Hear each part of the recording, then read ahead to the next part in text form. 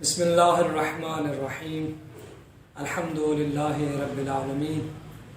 والصلاة والسلام علی سیدنا و نبینا و شفیعنا و طبیب نفوسنا ابی القاسم محمد اللہم صل علی محمد و آل محمد و آلہ الطیبین الطاہرین المعصومین ولعنت اللہ علی اعدائہم اجمعین. اما بعد فقد قال اللہ تبارک و تعالی فی کتابہ المجید والفرقان الحمید وقوله الحق. بسم اللہ الرحمن الرحیم. شہر رمضان الذی انزل فیہ القرآن ھدی للناس وبینات من الہدی والفرقان. عزیزان گرامی قدر، دانشمندان اعظام، یہ دین شناسی شارٹ کورس کا آج یہ 12واں جلسہ ہے، اور جو آیہ مجیدہ میں نے آپ کے خدمت میں تلاوت کرنے کا شرف حاصل کیا، اس میں بھی اس آیت سے بھی واضح ہو رہا ہے کہ آج ہم کن احکام اور کن مسائل کی طرف وارد ہو رہے ہیں، کیونکہ اس سے پیچھے تک ہمارے نماز کے مسائل تھے. آج ہم انشاءاللہ العزیز ماہ رمضان کی فضیلت، برکت اور ماہ رمضان کے مخصوص احکام کے اوپر آپ کی خدمت میں جو خداوند متعال نے توفیق عطا کی، انشاءاللہ آپ کی خدمت میں حاضر رہیں گے. بڑا ہی رحمتوں والا، برکتوں والا، فضلوں والا، کرامت والا، کریم، انتہائی معزز اور عظیم مہینہ ہے جو اللہ رب العزت نے آپ کو اور ہمیں یہ موقع عطا کیا ہے. اور اس سے بڑھ کر اس کا کرم دیکھیے کہ اس کریم نے یہ ہمیں زندگی بھی عطا کی، یہ ہمیں موقع بھی عطا کیا، یہ ماہ رمضان بھی عطا کیا کہ جس کی فضل، جس کی رحمت، جس کی برکتوں سے ہم فائدہ اٹھا سکیں. اور ایسا نہیں کیا کہ اس نے یہ کہہ دیا کہ بھائی میں نے یہ تمہیں ماہ رمضان دے دیا ہے، اب تم جانو اور تمہارے کام جانے، اب تم اس سے برکت اٹھا سکتے ہو تو اٹھا لو، اس سے رحمت لے سکتے ہو تو رحمت لے لو، اس فائدے سے فائدہ اٹھا سکتے ہو تو اٹھا لو. نہیں، بلکہ اس کریم نے اس بہترین موقع پر بھی ہماری دستگیری کی ہے. یعنی اس نے ہمیں پل پل پہ، ایک ایک قدم پہ ہمیں یہ بتایا کہ اگر اس راستے پر چلو گے، اس مہینے میں یہ کام کرو گے تو یہ رحمت پالو گے، اس مہینے میں یہ کام کرو گے تو یہ فضل پالو گے، اس مہینے میں یہ کام کرو گے تو یہ بخشش میری پالو گے. یعنی کہ اس نے یہاں پر بھی ہمیں تنہا نہیں چھوڑا. یہ نہیں کہا کہ تمہاری جو مرضی آئے کرتے جاؤ، بلکہ اس نے یہ کرم ہم پر کیا، اس نے یہ رحم ہم پر کیا، اور ہمارے اوپر یہ بہت بڑا فضل کیا کہ اس نے یہ ہمیں بتایا کہ اگر یہ ان امور کو انجام دو گے تو ان برکتوں اور ان رحمتوں کو پا کر میرے اس مہینے میں آگے بڑھتے جاؤ گے. اور دیکھیے کہ اس اللہ رب العزت نے اس مہینے کو اپنا مہینہ کہا ہے، یعنی اس مہینے کو اپنے ساتھ نسبت دی ہے. اب کیا خاص وجہ ہے کہ اللہ نے اس مہینے کو اپنے ساتھ منسوب کیا ہے، اللہ نے اس مہینے کو اپنا مہینہ قرار دیا ہے. اب ہمیں اس میں تھوڑی سی جستجو کرنی پڑے گی، تھوڑا غور و فکر کرنا پڑے گا. جب ہم تھوڑا سا اس کے اوپر غور و فکر کریں گے، تھوڑی سی جستجو کریں گے، تھوڑی سی اس کے ساتھ لو لگائیں گے، تو ہمیں اچھا خاصا پتہ چل جائے گا کہ اللہ نے اس مہینے کو اپنا مہینہ کیوں کہا. یا ہمیں یہ سوچنا تو چاہیے کہ یہ جو اتنا عظیم مہینہ ہے، اس عظیم مہینے کی عظمت کا سبب کیا تھا، وہ کون سی وجہ ہے کہ جس وجہ کی بنا پر اللہ نے کہا کہ یہ میرا مہینہ ہے. وہ کون سا سبب ہے کہ جس سبب کی بنا پر اللہ کہہ رہا ہے کہ یہ عظیم اور رحمت اور برکتوں والا مہینہ ہے. یعنی دیکھیے کہ ہم اس مہینے میں ایک چھوٹا سا عمل کرتے ہیں تو ہمیں اس کا بے قرار ثواب دیتا ہے، بے بہا ثواب دیتا ہے. مثلا عام پورے سال میں ہم قرآن پڑھتے ہیں تو ایک آیت پڑھنے کا ثواب ایک آیت کا ملتا ہے، جبکہ اس مہینے میں ہم ایک آیت پڑھتے ہیں تو اس ایک آیت کا ثواب ایک ختم قرآن کے برابر ثواب ملتا ہے. یعنی عام دنوں میں جو ہم صدقہ و خیرات کرتے ہیں اس کا کچھ تھوڑا سا ثواب ہوتا ہے، ان دنوں میں جو صدقہ و خیرات کرتے ہیں اس کا بے قرار ثواب ہوتا ہے. مطلب کیا کہ اس مہینے میں اتنی نسبتیں، اتنی فضیلتیں، اتنی رحمتیں کیوں؟ تو جب ہم اسی آیت کے اوپر توجہ کریں گے جو میں نے آپ عزیزان کے سامنے تلاوت کے شرف حاصل کیا، شہر رمضان الذی انزل فیہ القرآن، کہ یعنی یہ وہ عظیم مہینہ ہے کہ جس میں میں نے قرآن کو نازل کیا. یعنی اب باقی مہینے بھی تو خدا کے ہیں، باقی دن بھی خدا کے ہیں، باقی لمحے بھی خدا کے ہیں. یعنی جب بھی ہم اللہ کو یاد کرنا چاہے یاد کر سکتے ہیں، جس لمحے خدا کو پکارے وہ ہمیں لبیک کہنے کو تیار ہے. لیکن ثابت کیا ہو رہا ہے، پتہ کیا چل رہا ہے کہ یعنی یہاں پہ کچھ ایسا ہے کہ یعنی اس قرآن کی وجہ سے اللہ نے یہ کہہ دیا کہ اس مہینے میں نے تمہارے لیے ایسے راستے رکھ دیے ہیں، ایسی فرصتیں رکھ دی ہیں، ایسے شارٹ کٹ رکھ دی کہ اگر تم ان کو پا کر میری بارگاہ میں آؤ گے بڑی ضرورت کے ساتھ آ جاؤ گے. جیسا کہ وہ جملہ یا من یؤتی القصیر بالقلیل، یعنی اس مہینے میں اگر ہم تھوڑا سا بھی کام کریں گے تو وہ اللہ فضل کرے گا، رحمت کرے گا، کرم کرے گا، اس کو کئی گنا بڑھا کر ہمیں دے دے گا۔ تو اللہ کریم نے اس دروازے کی طرف رہنمائی فرما دی، اس دروازے کی طرف اشارہ کر دیا کہ جو اس عظمت کا سبب تھا۔ کیا سبب تھا؟ شہر رمضان الذی انزل فیہ القرآن، کہ یعنی اس مہینے میں ہم نے قرآن کو نازل کیا ہے، یعنی اس مہینے کی عظمت کا سبب یہ قرآن مجید کا نزول تھا۔ اب چلتے ہیں دیکھتے ہیں کہ قرآن کیا ہے، قرآن ہے کیا؟ یعنی قرآن ھدی للناس سے، یعنی قرآن وہ جو لوگوں کی ہدایت کر رہا ہے، وبینات من الھدی والفرقان، یعنی بیسیکلی یہ تینوں خوبیاں ایک ہی پیرائے میں ہیں۔ یعنی وہ کہ جو لوگوں کی ہدایت کرتا ہے، قرآن وہ کتاب ہے کہ جو لوگوں کو بیدار کرتا ہے، قرآن وہ کتاب ہے جو لوگوں کو جگا رہا ہے، جو ان کو غفلت سے بیدار کرنے کا راستہ دکھا رہا ہے، قرآن وہ کتاب ہے جو اللہ کی طرف انہیں لے کر جانے کے لیے گائیڈ بک کے طور پر استعمال ہوتی ہے، قرآن وہ کتاب ہے جو بینات ہے جس کے اندر، یعنی یہ اگر کسی کو ہدایت کی سمجھ نہیں آ رہی تو وہ لفظ بینات کو سمجھ لے گا، اگر کسی کو بینات کی سمجھ نہیں آئے گی تو وہ لفظ فرقان کو سمجھ لے گا۔ یعنی مطلب یہ کہ اللہ نے اس مہینے میں قرآن کو نازل کر کے یہ واضح کر دیا کہ اس مہینے کی فضیلت اور عظمت کا سبب یہ نزول قرآن ہے۔ کیوں نزول قرآن ہے؟ کیونکہ یہ وہ واحد کتاب ہے کہ جو تمہیں میرے تک پہنچا سکتی ہے، یہ قرآن ہی وہ کتاب ہے جو تمہیں بیدار کر سکتی ہے، یہ قرآن ہی وہ کتاب ہے جو تمہیں جہالتوں سے لا کر روشنی میں لا سکتی ہے، یہ قرآن ہی وہ کتاب ہے جو تمہیں مجھ تک پہنچا سکتی ہے۔ مثلا اب ہمیں یہ سمجھ آ گئی کہ اس مہینے میں قرآن کی تلاوت کا ثواب زیادہ کیوں تھا، کیونکہ عام دنوں میں قرآن ہم جتنا پڑھتے اتنا ہی ثواب ہونا تھا، یعنی اس مہینے میں ثواب زیادہ اس لیے رکھا کیونکہ اس مہینے میں اس کو نازل کیا گیا لوگوں کو بیدار کرنے کی خاطر، تاکہ جب یہ اس قرآن کی طرف متوجہ ہوں گے، زیادہ ثواب رکھا اس لیے قرآن کو متوجہ ہوں گے تو میرے راستے کو اپنائیں گے۔ مطلب یہ ہوا کہ اب اس قرآن سے جڑی ہوئی ہر چیز خدا کے نزدیک لے جائے گی۔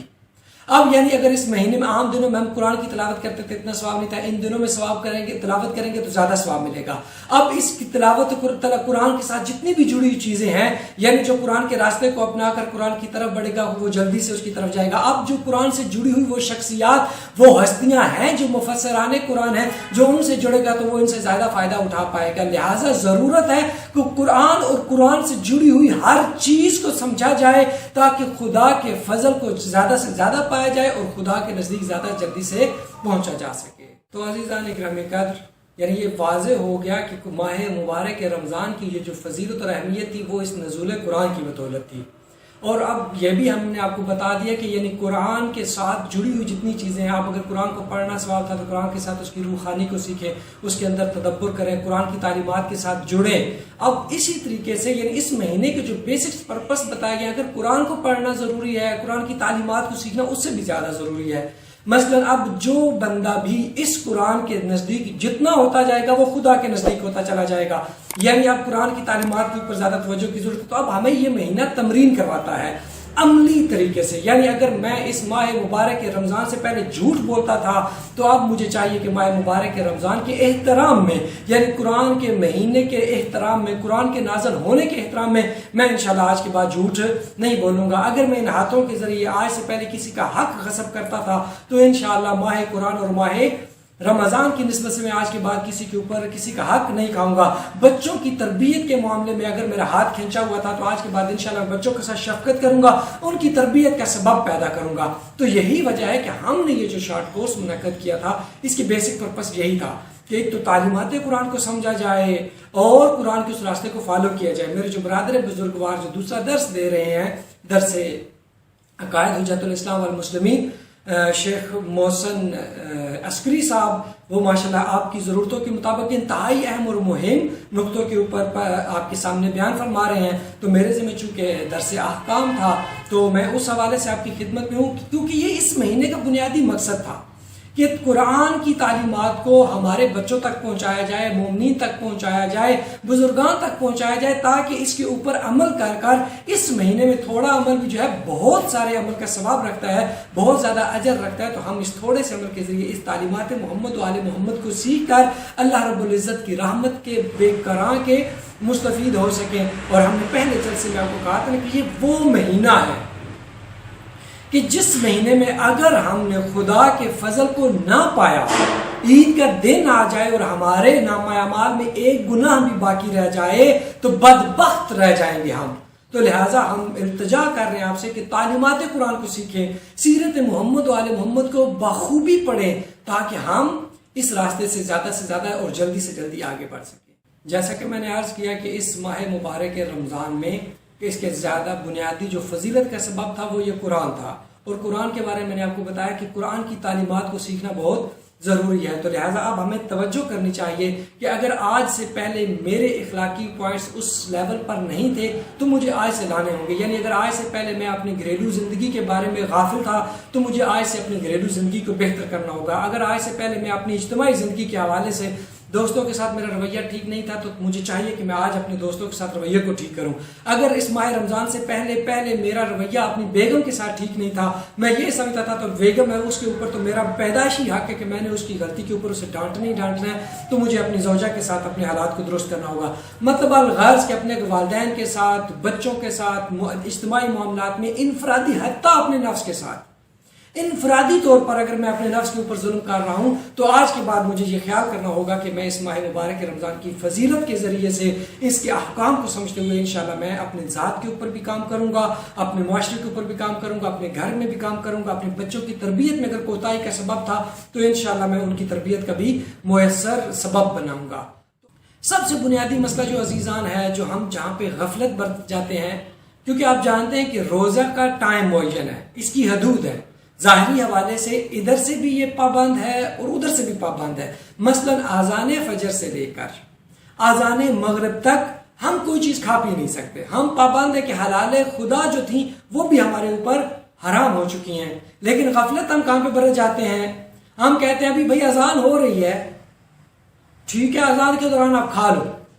جبکہ اذان کے دوران ہم نہیں کھا سکتے تھے۔ آپ جانتے کہ اذان اپنے وقت پر ہو رہی ہے، جیسے وقت ہوا تھا پہلے اعلان کرنے والے نے اعلان کر دیا کہ بھائی روزے کا ٹائم ختم ہو گیا، اگر اعلان نہ بھی کرتا تو یہ خود اذان ایک اعلان ہے کہ نماز فجر کا وقت داخل ہو گیا ہے، سحر کا وقت ختم ہو چکا ہے۔ اب